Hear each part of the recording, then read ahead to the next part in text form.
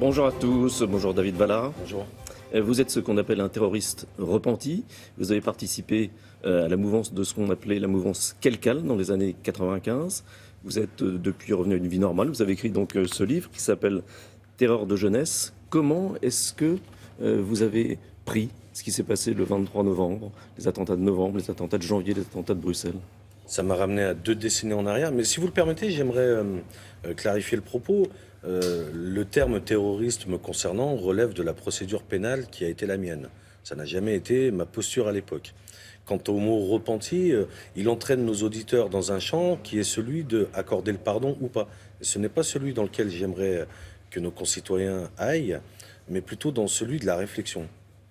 Donc je suis un ex-djihadiste condamné en correctionnel pour terrorisme, mais pas pour atteinte aux personnes. Il faut être clair là-dessus, s'il vous plaît. Alors, comment est-ce qu'on devient un djihadiste? Vous n'êtes pas musulman d'origine, vous l'êtes devenu, mais comment est-ce qu'on devient musulman, puis, éventuellement, dans certains cas extrêmes, djihadiste? Vous avez raison de souligner l'aspect extrême des choses. Me concernant, c'est lorsque j'arrive en Yougoslavie. L'erreur que je fais, c'est que je pense que mon action va être déterminante sur le terrain. Je pense que j'y vais pour agir sur celui-ci. Et je réalise rapidement qu'en fait, c'est le terrain qui agit sur moi. Et cette idéologie me permet d'éluder la peur que confère de mourir de façon anonyme ou déchiqueté par un obus sur le terrain. Ce que vous dites à un moment du livre, et c'est très impressionnant, c'est que les djihadistes, ils n'ont pas peur de mourir. Non, au contraire, c'est un objectif. C'est un objectif, puisqu'ils ont validé une vie dans l'au-delà qui sera à la hauteur de la récompense qui les attend par la rémission de leurs péchés par voie de martyr. Il y a vraiment une idéologie qui est validée, religieuse, même s'il s'agit d'une lecture dévoyée de cette religion, à savoir le wahhabisme, mais on ne se donne pas la mort à 22 ans sans valider un au-delà merveilleux. Mais je reviens à ce qu'on disait. Comment se fait le parcours de celui qui va devenir djihadiste? C'est une série de paliers qui commence... c'est une idéologie qui vous récupère après que vous ayez procédé à des ruptures. Bon, concernant, celle-ci était consommée, puisque je me retrouve en zone de guerre, donc la rupture familiale, sociale, professionnelle, scolaire est actée. C'est pour ça que je suis récupéré par cette idéologie qui me permet d'éluder la peur. Mais c'est une idéologie qui vous rattrape après que vous-même ayez procédé à des ruptures. Qu'est-ce qu'elle vous dit, cette idéologie? Que ce qui vous arrive n'est pas de votre faute, que c'est parce que vous êtes musulman que vous subissez tel ostracisme ou tel racisme. C'est la culture de la victimisation, la culture du complot, tous liés contre les musulmans et la vérité révélée. Et vous finissez par la valider, parce qu'elle vous permet d'être efficace sur le terrain, vous n'avez plus peur de mourir. La radicalisation des mosquées, elle existe. Comment est-ce qu'on la constate? Elle existe pas seulement dans les mosquées, elle existe également dans le corpus littéraire. Nous avons dans les librairies musulmanes de France, sous couvert de religiosité ou de folklore religieux, des livres qui stipulent, par exemple, lorsqu'un musulman arrête la prière, vous devez l'admonester pendant 3 jours, et s'il continue à s'entêter à ne pas la reprendre au bout du 3e, vous pouvez le tuer. Alors, ça relève de la fantasmagorie, mais pour certains jeunes, lorsqu'ils le voient écrit, ils le prennent pour quelque chose d'acté, qu'il valide. Vous me disiez tout à l'heure quelque chose étonnant. Par exemple, se faire réveiller avec un réveil, c'est très grave. Ça fait partie de cette idéologie. Le plus grand péché en islam est d'associer une fausse divinité ou une idole à Dieu. Et ça donne ce dialogue suivant avec un de mes amis wahhabites de l'époque, en Afghanistan, qui me demande comment je fais pour me réveiller le matin. Et je lui dis que j'utilise mon réveil. Et il me traite d'associateur à Dieu parce que j'ai associé le réveil à Dieu, ou Dieu au réveil. Mais dans son champ mental, ça lui donne la possibilité de me tuer, ou de m'éliminer sans tuer un croyant, puisque j'ai donné une idole à Dieu. Vous êtes passé par la prison.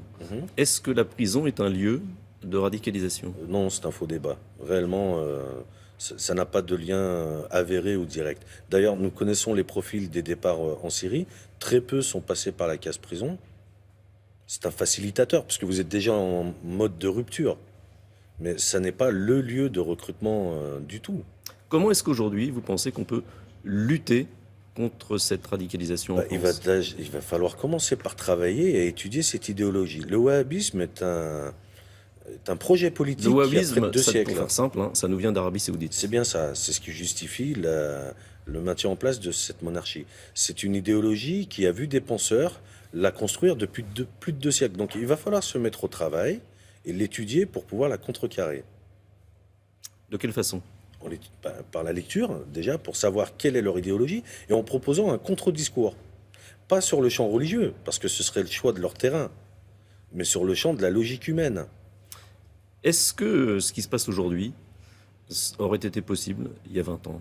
C'est-à-dire, Ces attentats dans toute l'Europe, ces attentats concertés, ces attentats voulus, ces attentats télécommandés par l'État islamique. alors, il y a une notion qu'il va falloir intégrer. Ils ne nous prennent pas pour ennemis pour ce que nous faisons. Ce n'est pas notre politique étrangère qui, bien que mettant de l'huile sur le feu, contribue à cette idéologie, mais ils nous combattent non pas pour ce que nous faisons, mais pour ce que nous sommes. Donc il y a 20 ans de ça, s'ils en avaient eu les moyens, évidemment qu'ils auraient procédé à de telles vagues d'attentats. Parce que nous représentons un idéal de société qui est à l'opposé du leur. Vous parlez de laïcité stalinienne pour lutter contre ce phénomène. Qu'est-ce que vous entendez par là? La laïcité n'est pas une religion anti-religion.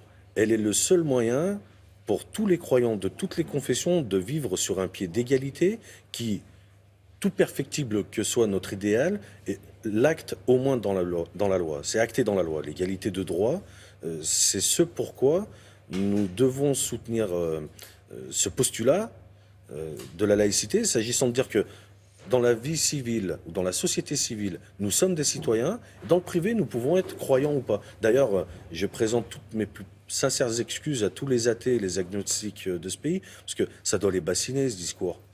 Est-ce que vous avez le sentiment que les musulmans de France ont la volonté de lutter justement contre cette radicalisation? Mais tous sont consternés. L'immense majorité des concitoyens de confession musulmane de ce pays sont victimes à double titre. Civilement, parce qu'ils sont citoyens français, et au niveau du ressenti ou de l'intimité en tant que croyants. Et loin s'en faut, ce serait une grave erreur de penser que tous valident par défaut parce qu'ils se taisent. Merci David Valla. C'est moi qui vous remercie. William, c'est à vous. Ça s'appelle Terreur de jeunesse et c'est publié chez Calman Levy. Merci beaucoup, messieurs.